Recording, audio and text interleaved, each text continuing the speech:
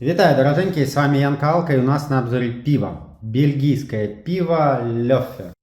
Я сегодня шел с работы, захожу в 7 пятниц, вижу за 3,50 Лёффе и хватаю. Потом вспоминаю, что я брал раза два, наверное, Лёффе в этом году. Брал даже на обзор, но не снимал. Один раз я его подпил, а второй раз я хотел его с аналогом российским сравнить. Аналог российский не купил я, поэтому Лёффе почему-то не снялось. А на мой взгляд, это пиво вот сейчас Рождество, Новый год, довольно крепенькое, и поэтому его пить можно рекомендовать. Итак, три варианта пива у нас: блонд, брюн и руби. Так, блонд. Начинаем с блонда. Пиво специальное, светлое, пастеризованное, Лёффе блонд. В составе вода, ячменный солод, кукуруза, ячмень, сахар и хмель. Алкоголя 6,6, экстрактивность начального сусла 15,6. Изготовлен 01.09.22, годен до 01.03.24. Полтора года срок годности, но мы еще укладываемся в сроки. Так, наливаем блонд.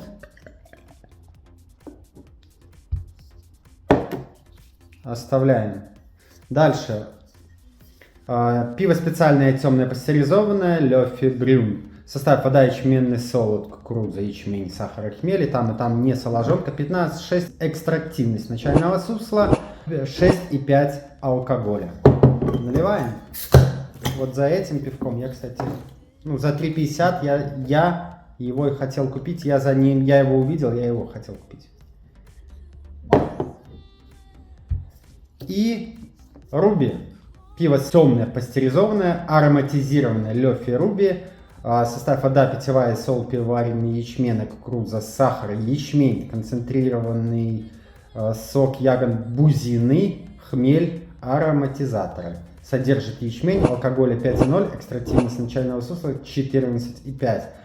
Также 5 месяцев где-то остается до конца срока годности. Срок годности я укажу всех вариантов вверху, как обычно. Ну, руби у нас это брюн, а это фрутбир обозначено. Не крик, а как фрутбир. Итак, понеслась.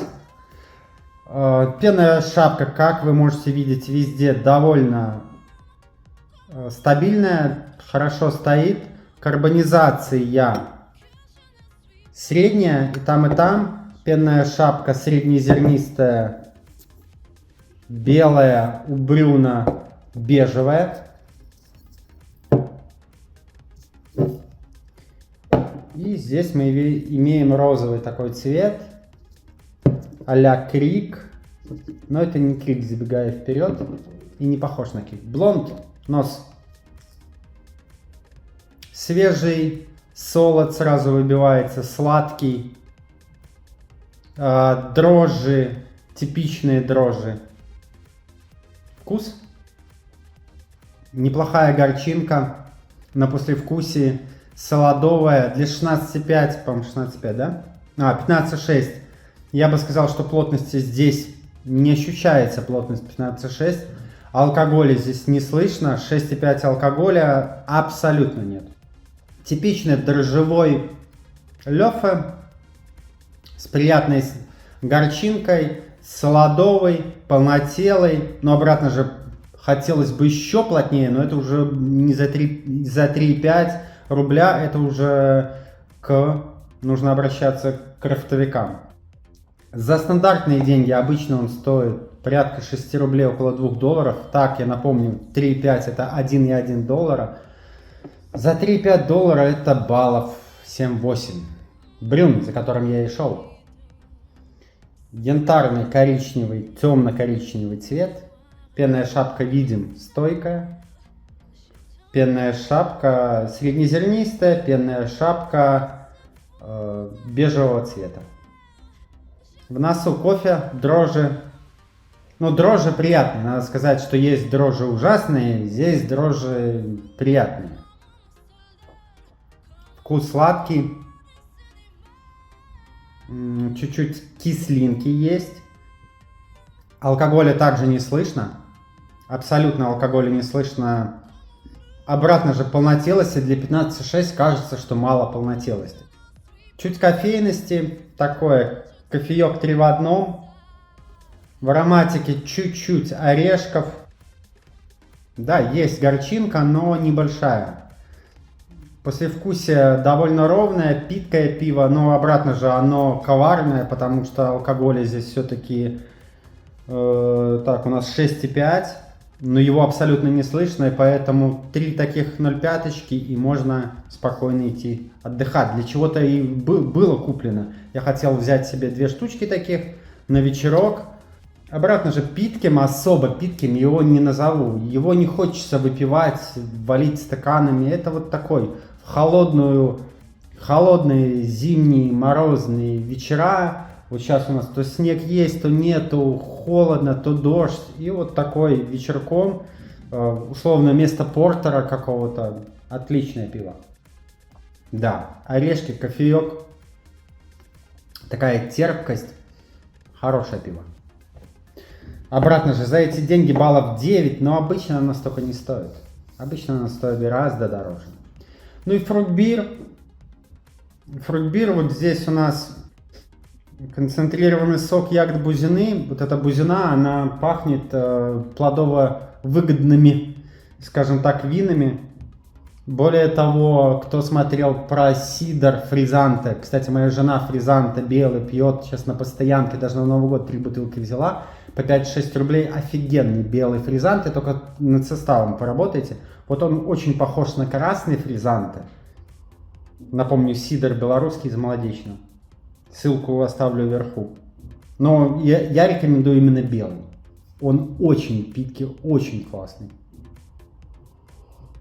Ну, вот этой бузиной пахнет, больше здесь сладость, бузина, какие-то ягоды. Условно вишенкой, ну, если где-то там далеко поныть, подумать, можно разобрать, что это вишня. Но на самом деле это не вишня. Вкус? Вкус, в отличие от всего этого, здесь абсолютно пусто. Питка, это Руби, это абсолютно летний вариант. Летом, в жару, абсолютно нету послевкусия, пустое послевкусие, возможно, после этих 2 вариантов.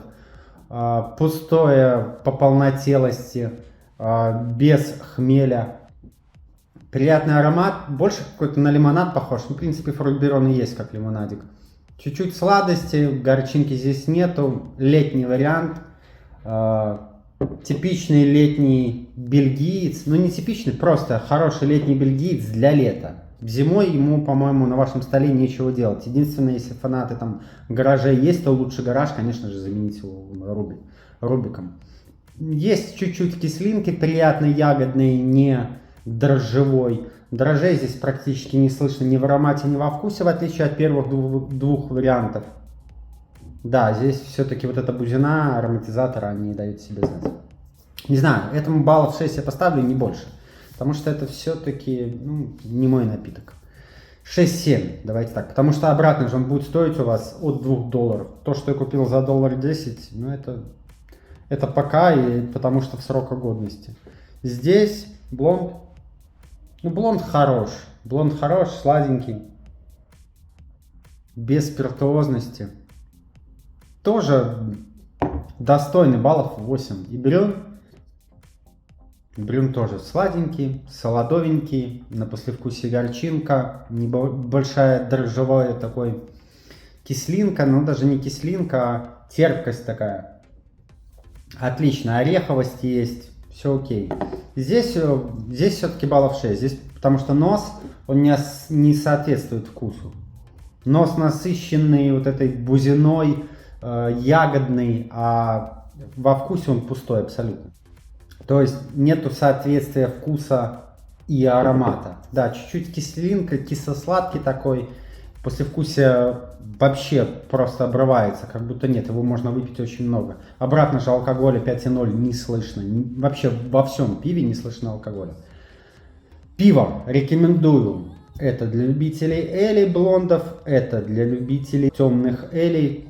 За Там доллар 10 это классные варианты. Зимние, на мой взгляд, варианты. Летом, не знаю, не уверен, что они пойдут. Хотя мне шли. Мне шли, я их же говорил, что брал на обзор. Вот это абсолютно летний вариант, но обратно же пустой. Очень питкий, и можно споить девушку, кстати, легко, потому что он пьется как вода. Но там 5 алкоголя. Вот такой обзор. Всем пока, подписывайтесь на канал, ставьте лайки. С вами был Ян Каалка. Как всегда, до новых обзоров они выйдут очень скоро. Подписывайтесь на инсту, на телегу, на тикток, там будут приколы. Всем ББ и хорошего Нового года!